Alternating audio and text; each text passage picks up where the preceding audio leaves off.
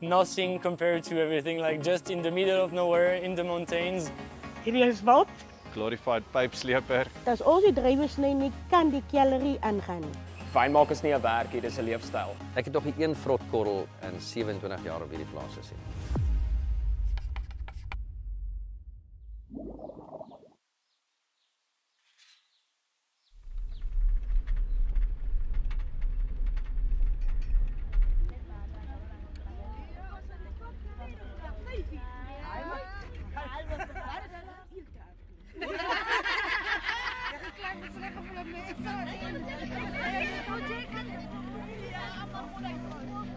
Môre almal.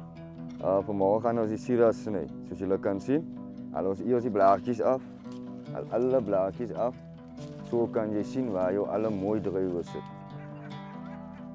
Die omgewing waarin ek bly, dit is baie spesiaal vir ons. Dit is hoekom dit baie toeriste lok. Partykeer is dit met taf, is warm in die son, maar ons druk deur. My geheim is om oggende op te staan en om te gaan stap om die vars lug in die oggend diep in te asem in die longe in. As daar toekennings gegee word aan Cederberg-kellers, dan voel ons werkers baie trots. En ons kry altyd 'n klop op die skouer.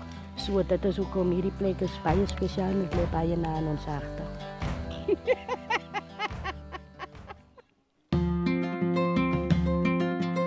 My rol by Cederberg is om ons hele span bymekaar te hou.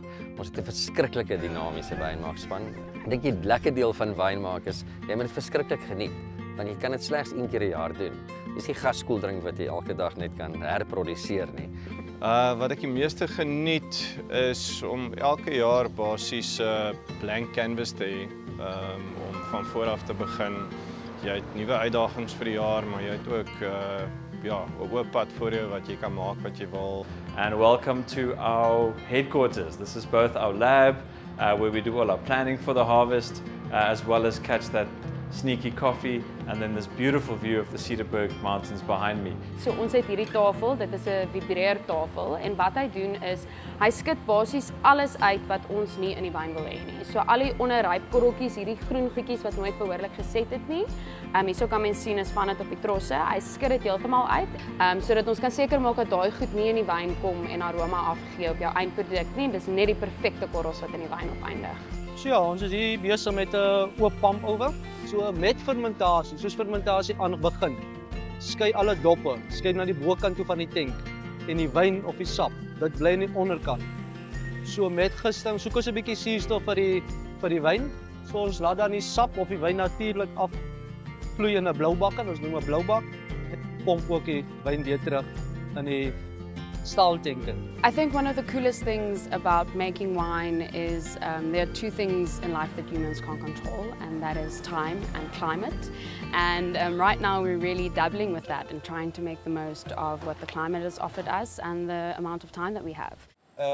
J'aime beaucoup Cederberg parce que ce sont des vignes qui sont entourées par les montagnes et donc on est en pleine nature, au milieu d'un parc naturel. Nee, ek was net in die prys. Julle kan sien hoe ek lyk. Ek lyk bietjie wild. And it's very nice that everyone in the cellar is so accommodating and showing you 10 times how to tighten a pipe, even though you know it's righty tighty, lefty loosey. I had the chance to taste a lot of wine, most of them from Cederberg. It's way better than a lot of French wine, so as David said, I quote him, it's more than a job, it's more a lifestyle, and I like it. So I said I'm very grateful to be here, I'm very glad, and I don't want it to end now. Maar die belangrikste van 'n oesjaar is jy moet die omstandighede in 'n bottel reflekteer. En dit is die mooiheid van wyn, is elke oesjaar is verskillend. Dit is 'n kombinasie van grond, van temperatuur, van ambiance, van die bietjie vibe in die kelder. En dit is hoekom ons wyn drink, is regtig waar om refleksie van die site te reflekteer.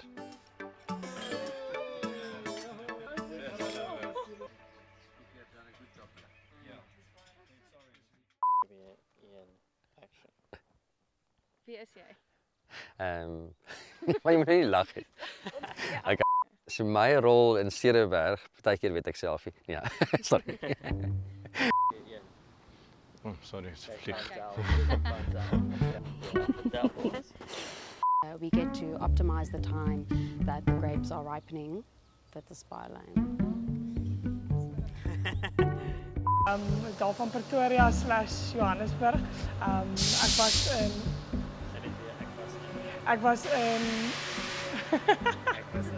Ek was in Afries.